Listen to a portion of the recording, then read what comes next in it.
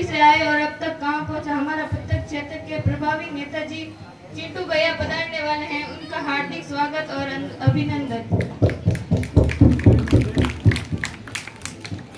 नमस्ते नेताजी, नमस्ते। नमस्कार नमस्कार नमस्कार नमस्कार नमस्कार नमस्कार। संभल के नेताजी, संभल के।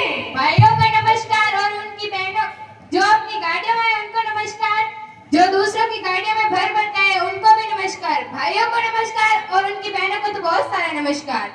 मैडम जी किधर है? मैडम जी, ये है हमारे असाइनमेंट। असाइनमेंट क्या होता है? असाइनमेंट नहीं नेताजी, असिस्टेंट। नेता मैं की दूं? आप तो चल पीछे। और ये दोनों रोका बिल्ले हैं हमारे body partner. Body partner? Body partner नहीं नेताजी, बॉडीगार्ड होता है। नेता मैं की दूं? आप तो चल पीछे। चलिए नेताजी बैठिए। हमारी चारपाई किधर है? नेताजी स्टूडियो में चारपाई नहीं चेयर्स होते हैं। अबे इधर आ, ये चेयर क्या होती है? चारपाई, छोटी चारपाई। लेकिन इसमें तो हम कभी बैठे नहीं है। तो नेताजी आप बैठ जाइए। अच्छा मैडम जी, आप बोलती है तो बैठ जाते हैं। मजबूत है ना? हाँ। टूटेगी तो नहीं ना? नहीं नहीं। चलिए नेताजी इंटरव्यू शुरू करते हैं। ठीक है, शुरू करिए मैडम। ये इंटरव्यू क्या होता है? साक्षात्कार नेताजी, साक्षात्कार। नेताजी बताइए आपका जन्म कहाँ हुआ? अरे ये भी क्या पूछने वाली बात है, इनका जन्म तो हॉस्पिटल में हुआ। अरे मेरा मतलब किस इलाके में हुआ? इलाका कुत्तों का होता है और हम शहर के घर में पैदा हुए हैं। अरे मेरा मतलब भारत के किस राज्य में हुआ? अब ये 4 दिन के जूते क्या जानेंगे, राज्य क्या होता है? आप आगे शुरू करिए ना मैडम। ठीक है नेताजी, थोड़ी राजनीति की बात कर लेते हैं। बताइए आपकी गवर्नमेंट कैसी चल रही है? अबे इधर आ, ये गवर्नमेंट क्या होती है? सरकार नेताजी, सरकार। हमारी सरकार चल रही है राम भरोसे। भगवान भरोसे तो सुना था, ये राम भरोसे क्या है? ये ना, ये हमारे राम भरोसे काम सारा ये करते हैं, अंगूठा छाप हम करते हैं। चलिए नेताजी थोड़ी डेमोक्रेसी की बातें कर लेते हैं। अबे इधर आ, ये डेमोक्रेसी क्या होता है? प्रजातंत्र। इस जनता के द्वारा हमारा ख्याल रखना ही डेमोक्रेसी कहलाता है। अबे चल माइक को पढ़, टोपी लगाते हैं। अरे नेताजी संभल के।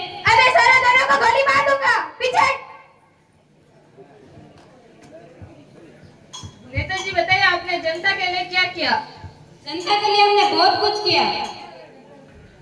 जो मर गए थे उन्हें हॉस्पिटल पहुंचा दिया, जो खुदा की कृपा से बच गए थे उन्हें शमशान घाट पहुंचा दिया, जो मर गए थे उन्हें 2 रुपए का मुआवजा चंदा दिया और जो बच गए थे उन्हें 5 रुपए का चंदा देकर फ्री कर दिया। नेताजी आपने गांव के विकास के लिए और कुछ किया क्या? हमने गांव के विकास के लिए बहुत कुछ किया था। बताइए थोड़ा बहुत। हमने अपना पक्का घर बनवा लिया और कुछ? अपने घर तक पक्की सड़क बनवा ली। हर घर विकास पहुंचे इसके लिए कुछ किया आपने?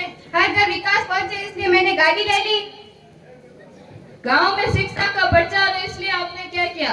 गांव में शिक्षा का प्रचार हो इसलिए मैंने अनपढ़ लोगों को तो सरकारी नौकरी दिलवा दी और पढ़े लिखे लोगों को नरेगा में लगवा दिया। और नेताजी आपकी पार्टी जनता को क्या संदेश देना चाहती है?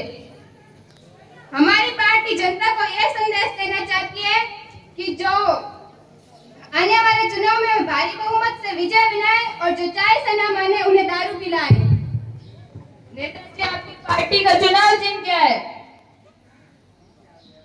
हमारी पार्टी का चुनाव चिन्ह है जूता।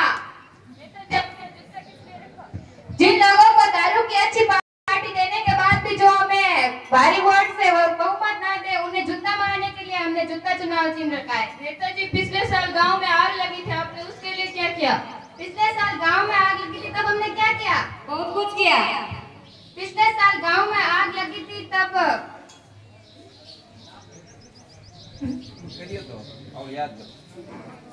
पिछले साल गांव में आग लगी थी तब हमने भरे हुए लोगों को हॉस्पिटल पहुंचा दिया था। और कुछ? और जो बच गए थे उन्हें शमशान घाट। नेताजी गांव में शमशान घाट की बहुत समस्या है, उसके लिए क्या किया आपने? गांव में शमशान घाट की बहुत ज्यादा समस्या होने के कारण मैंने घर घर शमशान घाट बनवा दिया। नेताजी हमारे यहाँ अगर कोई स्कूल में कोई दुर्घटना हो जाए तो आप उसके लिए क्या योगदान देंगे? जब स्कूल या किसी घर में दुर्घटना हो जाएंगी तो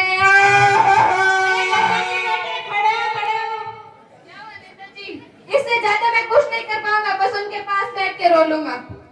और नेताजी महंगाई के बारे में कुछ बताइए। अरे ज्यादा मत बोले नेताजी, पोल खुल जाएगी।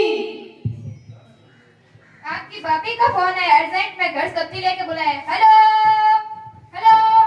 ये दिखाना आपको मनोरंजन करना ही नहीं, इससे आपको ये शिक्षा भी लेनी है कि आपको किसी भी नेता के लालच में ना आकर सही गलत का फर्क नहीं भूलना। आपको एक सच्चे, ईमानदार और पढ़े लिखे नेता को ही चुनना है, क्योंकि ये आपके देश, राज्य और क्षेत्र के भविष्य का सवाल है।